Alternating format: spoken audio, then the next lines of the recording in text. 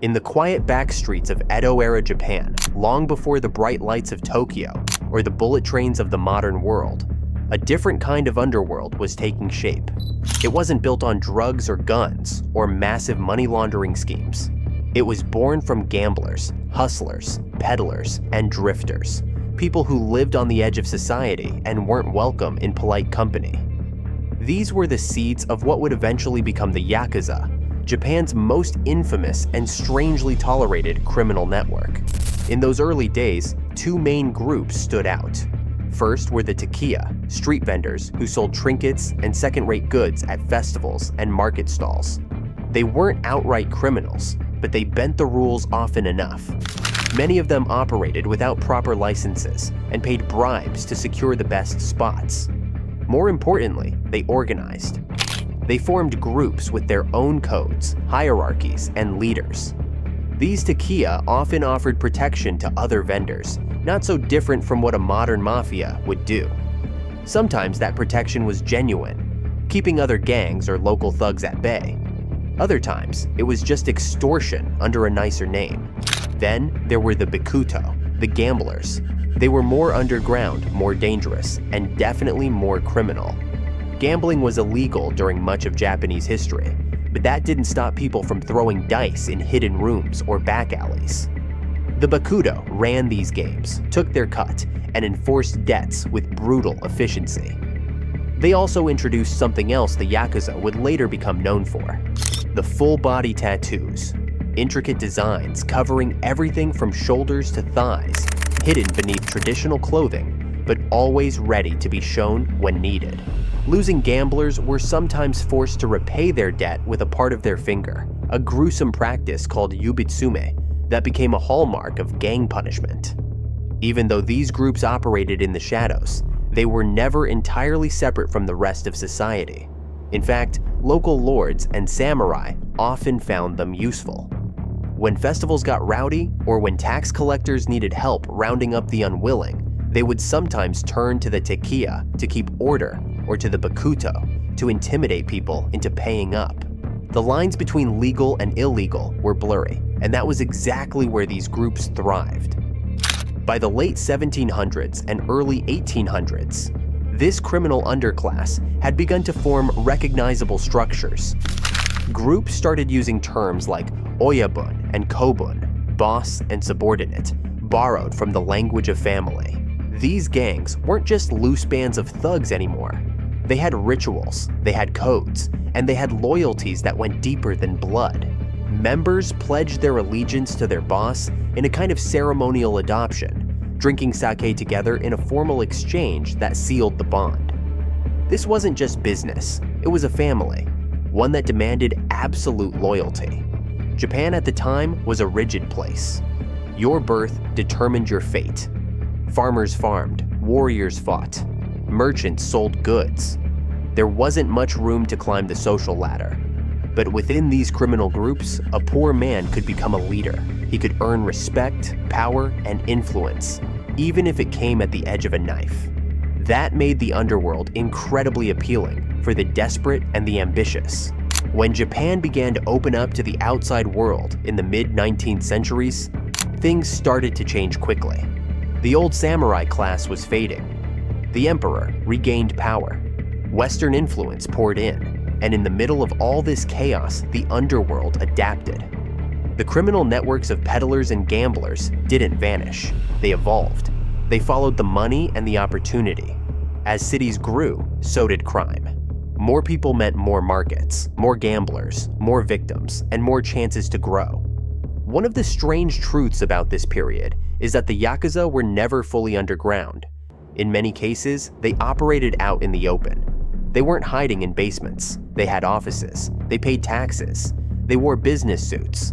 This openness came from a long history of being tolerated by the authorities. Some police officers even believed that having one dominant gang in a region was better than having dozens of warring ones. It made things easier to control. The Yakuza provided a strange kind of order in the criminal world. They enforced rules. They prevented chaos. In a way, they were the bad guys who kept worse guys in check. This weird relationship with the government meant that Yakuza leaders could walk into police stations and introduce themselves without fear of arrest. They held funerals that were reported in newspapers. Their names were known. Their affiliations were registered. That doesn't mean the public liked them. Most people feared them, distrusted them, or avoided them entirely. But they were there, always in the background, always part of the fabric of Japanese life. As Japan marched toward modernization in the late 19th and early 20th centuries, these groups continued to grow. They began to dip into new markets, labor unions, construction jobs, and political activism. They infiltrated everything from fish markets to entertainment districts. And while they maintained their image of brotherhood and honor, they were also violent, ruthless, and constantly expanding their reach.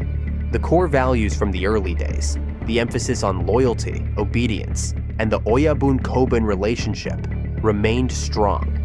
New recruits were trained in the old ways, taught to follow orders without question, and punished severely for disobedience. Tattoos remained a sign of belonging, and the ritual of yubitsume was still practiced to show remorse or accept responsibility. These weren't just thugs off the street, they were disciplined, organized, and dangerous. What makes this period of Yakuza history so unique is how close they came to being accepted as part of the system. They weren't just criminals hiding from the law. In some ways, they were the law's dark mirror. They existed within the cracks of the system, filling gaps, enforcing rules, and doing the dirty work that polite society didn't want to admit needed doing. By the time World War II came around, the Yakuza were firmly entrenched in Japanese society. They weren't just gamblers or peddlers anymore. They had become a national force, deeply tied to the country's underworld economy, and in some cases, even its politics. But their biggest transformation was still ahead. After the war, everything would change, fast, violently, and on a massive scale. But the roots of that change, the foundation of everything they would become, were planted in these early days of quiet deals, coded loyalties, and a criminal world that operated just beneath the surface of everyday life.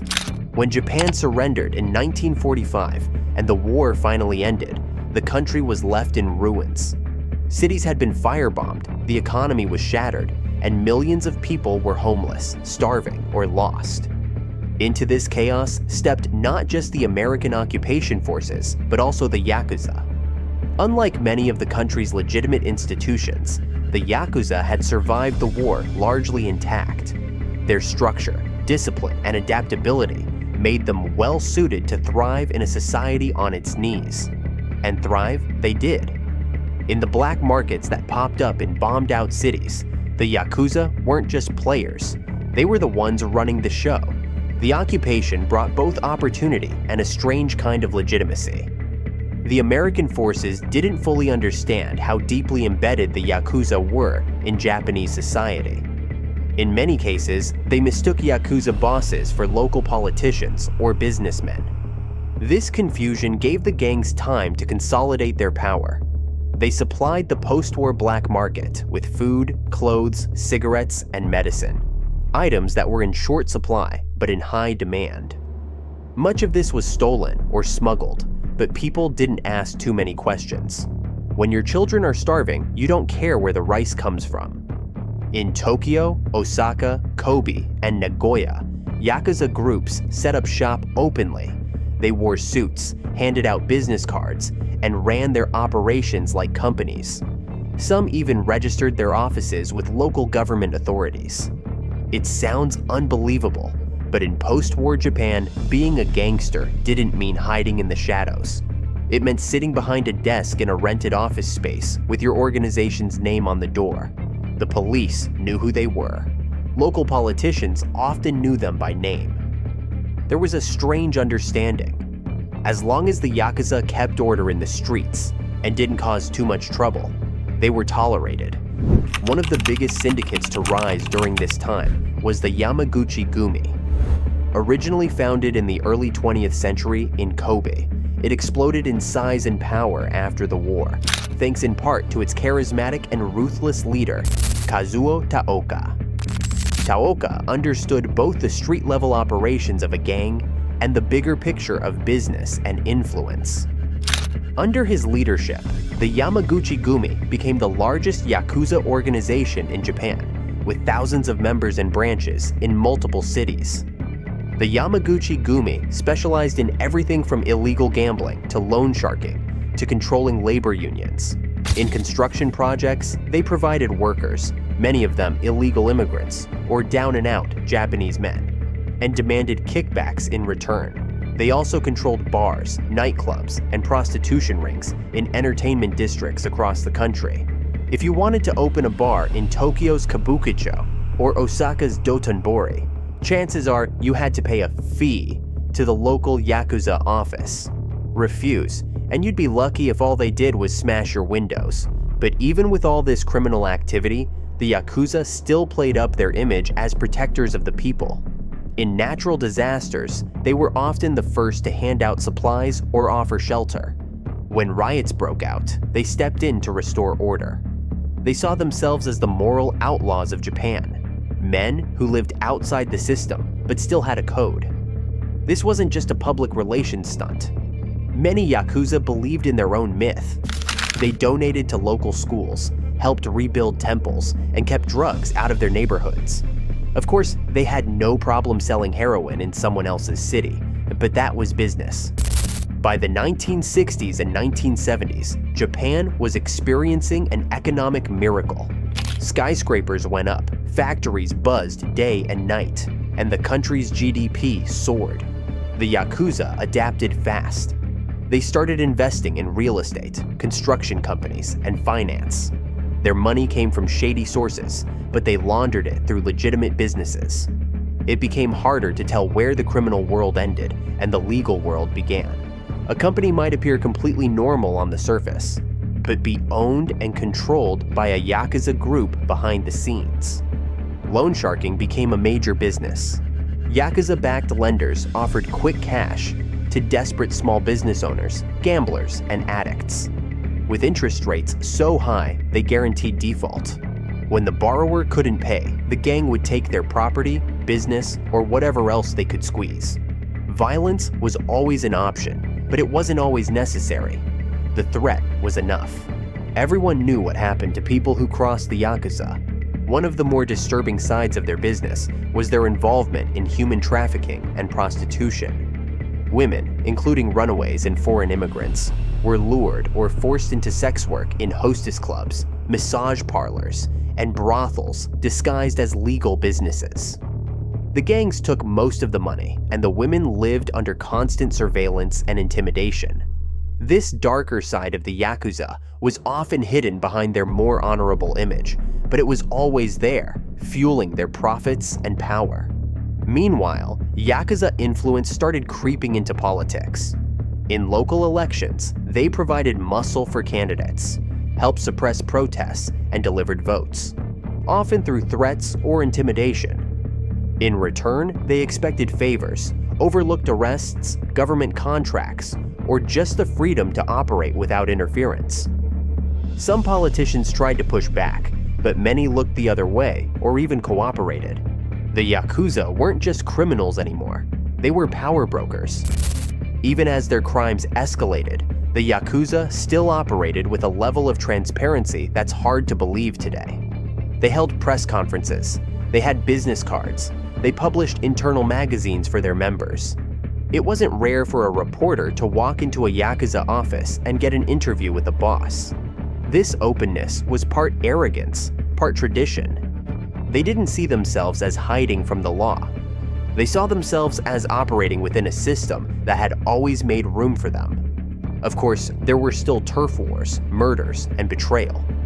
The 1970s saw a rise in intergang violence, with shootings in broad daylight and bombings in crowded cities.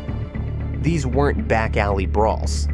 They were calculated attacks carried out with military-style precision. But for the most part, the violence stayed within the criminal world.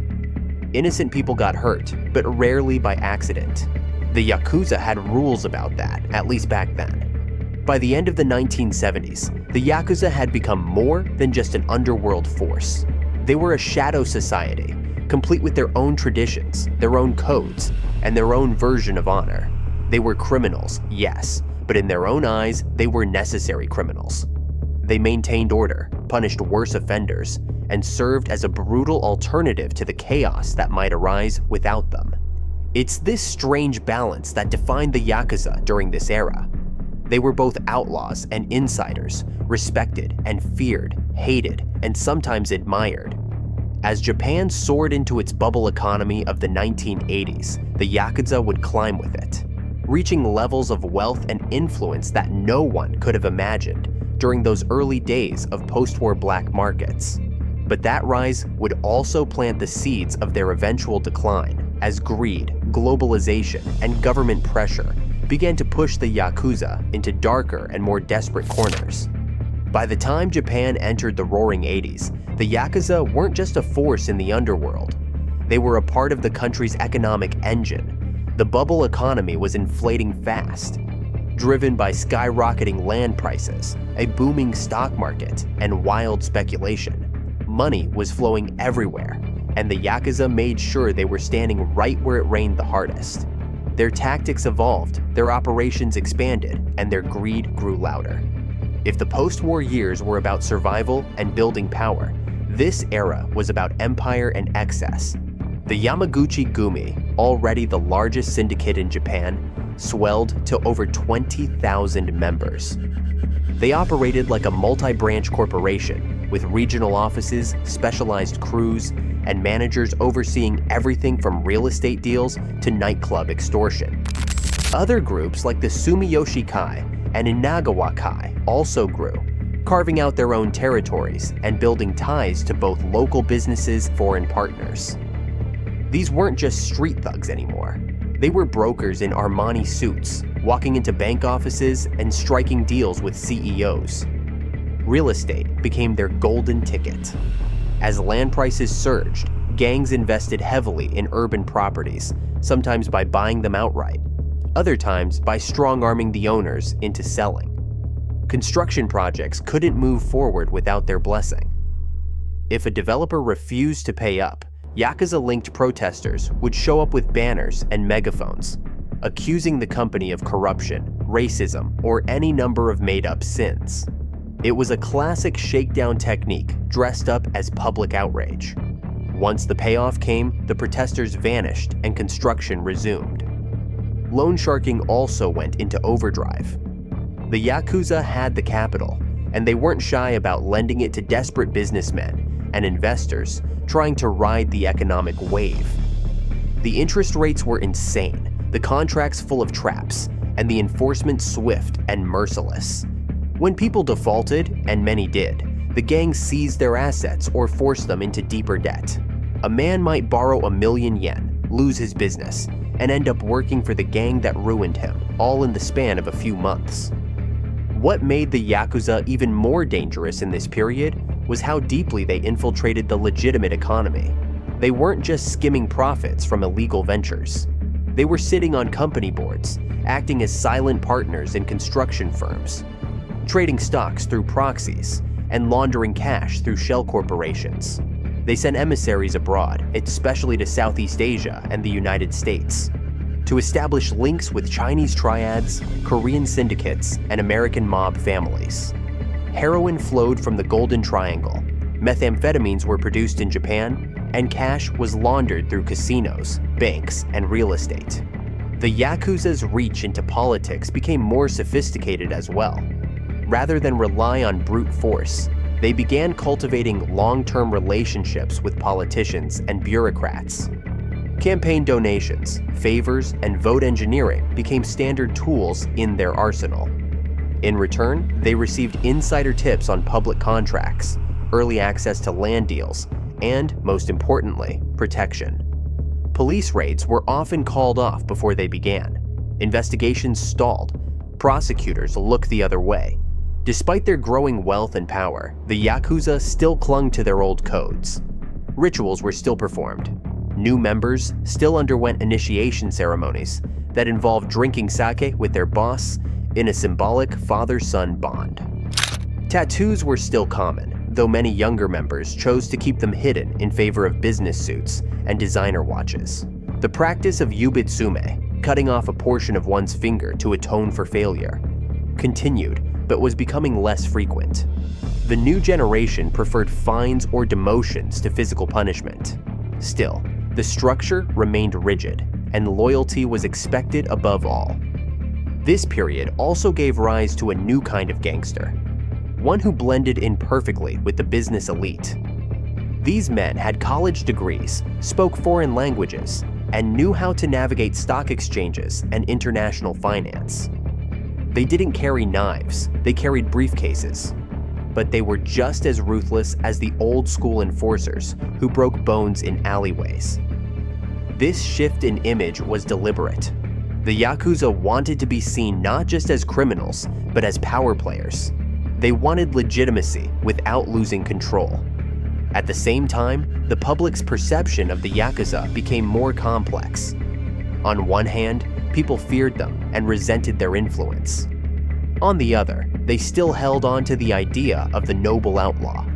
When natural disasters struck, the Yakuza were often faster than the government in delivering supplies and aid. After earthquakes, typhoons, or floods, gang members showed up with food, blankets, and water. They cleared debris, offered shelter, and refused media coverage. It was part PR stunt, part genuine belief in their role as protectors of the weak. To some, they were the devil you knew. But the violence never went away.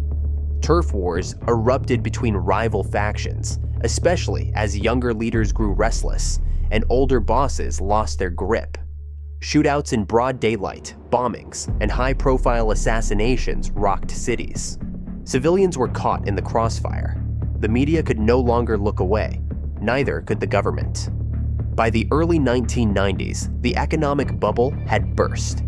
Land values collapsed, companies went bankrupt, and the money dried up almost overnight. The Yakuza, who had poured billions into speculative investments, were hit hard. They had stretched themselves too thin, taken on too much risk, and exposed themselves in ways they hadn't before. Suddenly, the suits and stock portfolios weren't enough to protect them. Public patience was also wearing thin. Stories of human trafficking, drug addiction, loan sharking, and political corruption had been trickling out for years. But now they came in waves.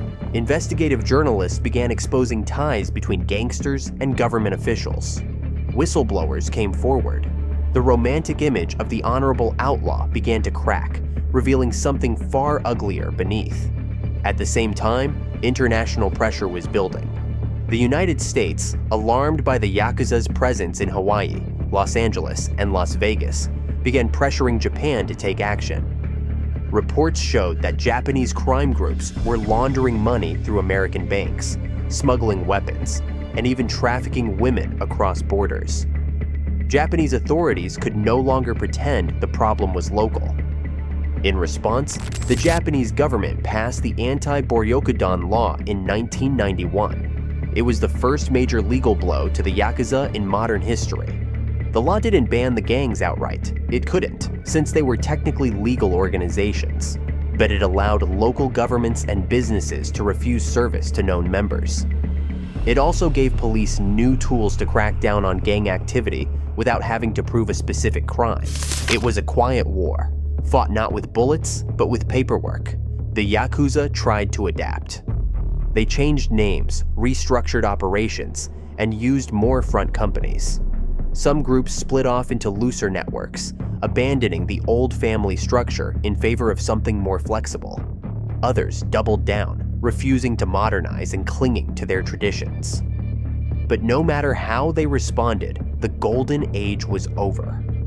The 1980s had been a time of expansion, of unchecked power, of crossing boundaries between crime and business.